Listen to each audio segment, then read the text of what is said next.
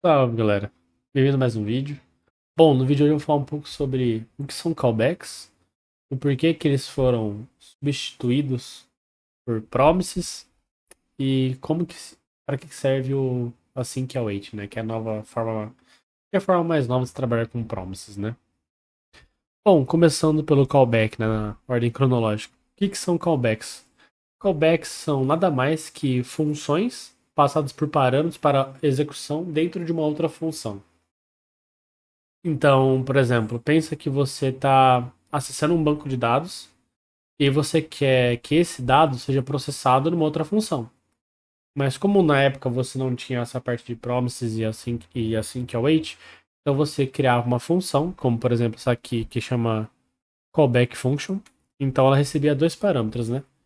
Que é a função de sucesso e a função de callback. E o callback é a função que a gente passa para ser executado logo em seguida quando o sucesso acontece. Então, olhando aqui, né? Quando eu executo uma função de callback, ela vai demorar um certo tempo para executar, né? Então, aqui nesse caso, eu tenho minha função de callback, eu dou um timeout para demorar um pouquinho a mais. Deixa eu só comentar isso. Então, por executar essa minha função de callback, ela tá aqui, eu tenho essa callback function, né? O que que eu vou passar aqui? Essa minha função, ela vai receber o parâmetro sucesso. Como que esse parâmetro funciona? Só para exemplificar. Aqui em cima eu defini um valor aleatório, então quando o valor for acima de 5 ele vai retornar positivo, quando for menos que 5 vai retornar um falso, né? Então quando esse valor retornar positivo, ele vai executar essa função e vai entrar nesse if aqui de sucesso. Quando esse if for um sucesso, o que vai acontecer? Eu estou passando essa minha função aqui como parâmetro, que no caso seria esse callback aqui de cima, né? Porque o meu callback é nada mais que uma função que eu passo para outra função para ser executado quando algo de sucesso ou de erro acontece. Então, nesse caso, estou passando uma função de sucesso. E quando dá erro, aqui eu só dou um console log, quando dá sucesso, eu também só dou um console log. Mas é mais para exemplificar, né? Então, quando minha função dá um sucesso, eu chamo essa minha função de callback aqui como o primeiro parâmetro null. Por que null? Porque nessa nossa função que a gente passa como parâmetro aqui para esse callback, o meu primeiro parâmetro é o de erro. Então, quando esse cara ele vem preenchido, por exemplo, aqui, o que vai acontecer? Eu vou lançar essa exceção, ele vai dar um failure, e aqui nesse else ele vai dar um log desse failure. E quando der sucesso, ele vai ver aqui, putz, aqui foi um sucesso, então eu vou retornar minha função de callback como nulo no primeiro parâmetro, para ele não entrar aqui, e ele entrar no meu caso de else. E quando ele entra no meu caso de else, ele vai executar o success.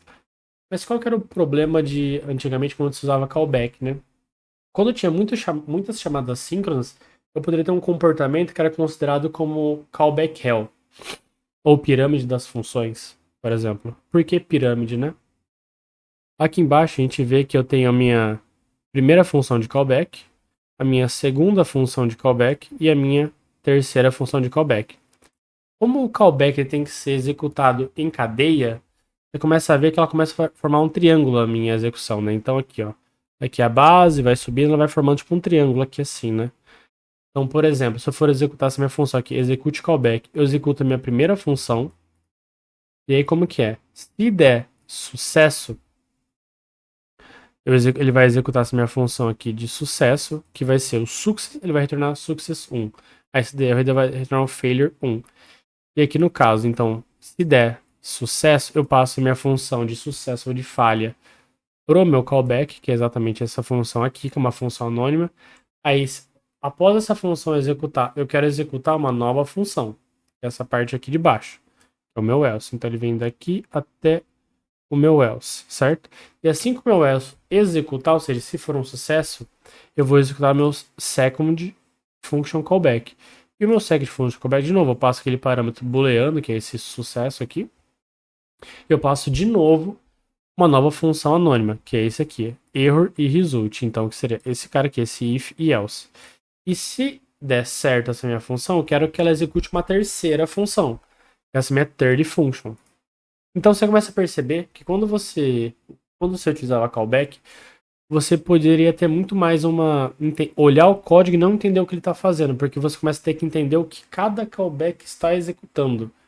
Porque como você não consegue olhar linha após linha, vamos assim dizer, tem que entender, tipo, o que que vai dar errado e se der certo, tipo, o que que ele vai executar quando der certo e o que ele vai executar quando der errado.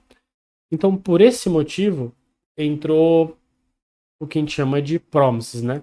Mas antes disso, deixa eu só executar esse código aqui para ficar mais claro, né? Então, eu dou aqui um node promise, que é o código que a gente está executando aqui para exemplificar. Então ele vai demorar porque ele está sendo síncrono, né? Então aqui ele deu um timeout. Por que ele deu um timeout? Porque naquela minha condição booleana ele deu um true ou false. E quando eu dou um rise, eu dou um throw, ele para a execução. Vamos rodar de novo até ele dar sucesso. Failure timeout, vamos executar de novo. Success 1. O que significa isso? Ele executou a minha primeira função de callback, né? Vamos olhar aqui. Nossa pilha de chamadas, né? Então, tem essa minha primeira função de callback, esse callback function. Aí eu vou executar esse meu callback function aqui embaixo. Execute callbacks. Então, eu chamo minha primeira função. Aqui. A minha primeira função, ela executa a função de callback, que vai ser o success1. Aí depois, ele vai executar o success2 quando der certo. Aí depois vai estar o success3. E como que esse código vira quando ele vira uma promise, né? Então, quando esse código vira uma promise, o que a gente tem que entender? Quando eu tenho uma promise, é nesse formato que ela vem. Então, return new promise. Eu passo uma função que vai ser minha função de resolve e reject. Isso aqui é uma própria nomenclatura da promise, tá? Ela já te dá e pede para você colocar esses dois parâmetros, que é o resolve e reject. Então, quando eu executar essa minha first function aqui, que é o cara que está aqui, por exemplo, eu tenho essas duas funções que são promises, né? Então, tanto que a gente olha aqui na anotação, a gente vê que tem promise de n, que é o que ela retorna, porque isso dá um console log e dá esse resolve aqui. Então, como que fica a execução encadeada disso, né? Vamos supor que eu preciso do retorno dessa primeira promise para executar a minha segunda promise, né? Então, o que eu faço? Eu crio essa função aqui que chama executePromise. Deixa eu até descomentar ela e comentar essa aqui embaixo para a gente conseguir rodar. Então, eu tenho essa minha primeira função, a segunda função. Ambas são promises. E quando elas derem certo, eu chamo essa função de resolve, ou seja, eu quero resolver o meu retorno futuro, que foi um sucesso. O resolve é sempre quando for um resultado de sucesso. E o reject é sempre quando acontecer alguma falha. Por exemplo, aqui. Caso minha função booleana retornar um valor que seja menor que 5, ele vai retornar um false. Então, por consequência, ele vai dar esse throw new error. E aí ele vai dar um reject na minha promise. E a hora que eu estiver executando essa minha função aqui, que ela encadeia as promessas, ele vai cair nesse catch. Então, qual que é a primeira diferença que a gente já vê, né? Enquanto na minha parte de callbacks eu tinha uma pirâmide de funções que elas iam tendo que ser alinhadas horizontalmente, então a cada nova callback aqui, esse código é mais por horizonte, mais para cá, ele fica mais difícil de ser lido. E aqui, quando eu tenho essa parte de promises, a gente consegue perceber que o código ele fica na vertical. Então, toda vez eu vou ter tipo chamada minha primeira função, then quer dizer assim, dado que o retorno foi certo, ou seja, que não foi um erro, eu quero que você retorne esse erro e execute a minha segunda função. E no caso é esse second function aqui. Então, o que eu estou fazendo aqui? Eu peguei o retorno da minha primeira função, que é esse success1, eu dei um resolve nela. Então, eu executei. E aí, eu quero que você dê um return na minha segunda função, porque ele recebe esse parâmetro aqui, tá vendo? Success. Deixa se for sucesso esse parâmetro, eu vou executar minha segunda função. E aí, no caso, eu passo aqui para minha segunda função. Ela vai executar a minha promise. E aí ele vai entrar aqui de novo e vai ver se esse parâmetro for um sucesso, eu vou resolver o valor dessa promessa. Ou seja, eu vou dizer que essa promessa é verdadeira.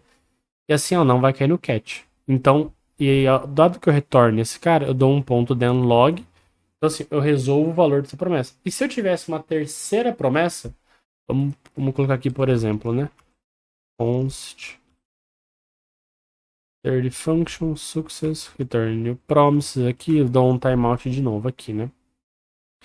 Vamos supor que esse valor aqui vai ser um success e eu vou dar um resolve aqui, em vez de ser success, então eu posso pegar esse valor success 2 aqui e colocar, ele vai ser o meu sucesso, certo? E aqui vai ser um valor, sei lá,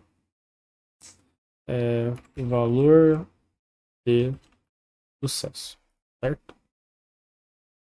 Aqui tá faltando mais um aqui, fecha. Então essa aqui é a minha terceira promise, né? Então esse resultado aqui da minha terceira promise, o que que eu vou fazer? Eu vou dar um return third function, e aqui eu vou dar um ponto then, ponto, eita, entra na palinha de baixo, ponto then, promise resolved, console log promise resolved. Então, qual que vai ser o meu valor de retorno daqui, né? Então vai ser resolve success 3, em vez de mudar isso aqui.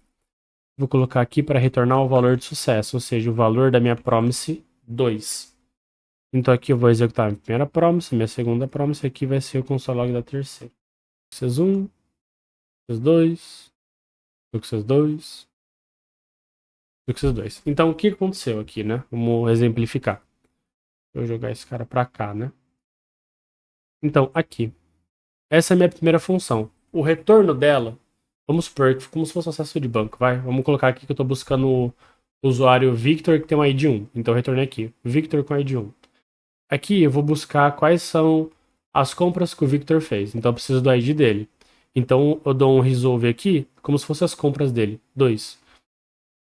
E aqui eu quero que na minha função 3, essa third function, o valor da 2 seja utilizado. Então o que eu fiz? Aqui na minha função 3, eu passei a função de sucesso e como se fosse o valor das minhas compras, né? Vamos só exemplificar aqui com outra coisa. Então aqui eu vejo, ó, eu executei minha primeira função, eu passei o return da segunda função, apenas aquele valor booleano para não cair no catch. Aí a partir disso, na minha terceira função, eu não passo só o valor booleano, eu passo também o retorno da função 2, que é esse cara aqui, tá vendo que eu dou um return de sucesso? Quando eu faço isso, o valor que essa promise retorna, que é a second function, que no caso é esse valor 2, ele está sendo utilizado dentro da minha promise 3. Como que ele está sendo utilizado? Tá vendo que tem dois parâmetros? O primeiro é o booleano. O segundo parâmetro é o valor de retorno da 2. Então, por isso, que quando a gente executou a promise 3, ele deu esse sucesso 2. Então, aqui até para exemplificar, vamos colocar aqui, né? Vou voltar aqui. Aqui. Valor da promise 3. Aqui a gente coloca o promise resolved.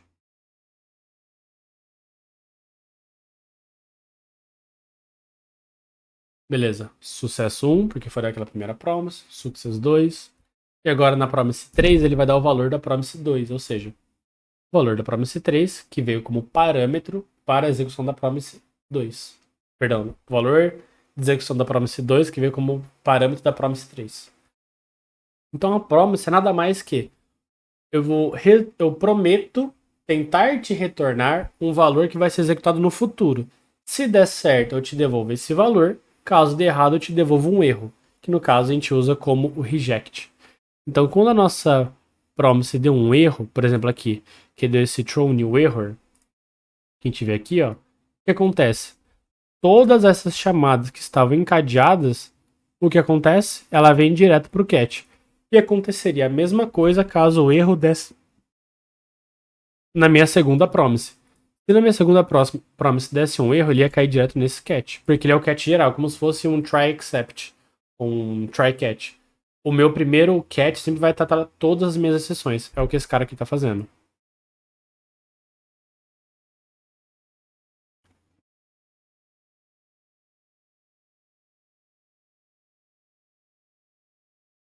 Bom, e agora indo um pouco para o que é hoje o async await no Node, né? O que é o async await? Ele é nada mais, nada menos que uma promise também. Ele funciona igualzinho que a gente falou de cima. Só que, quando eu tenho uma função que ela é async e await, o que quer dizer? Vamos olhar para esse código aqui, né? De novo, eu tenho minhas duas promises. Essa primeira aqui, random function promise, e a minha second function promise, né? O que eu quero é, em vez de ter que usar then cat aqui, de encadear várias vezes, eu quero que seja feita linha após linha. Então aqui, eu quero que minha primeira função, essa random function, retorne um valor e eu quero esperar que esse valor seja retornado. Então, o que isso significa?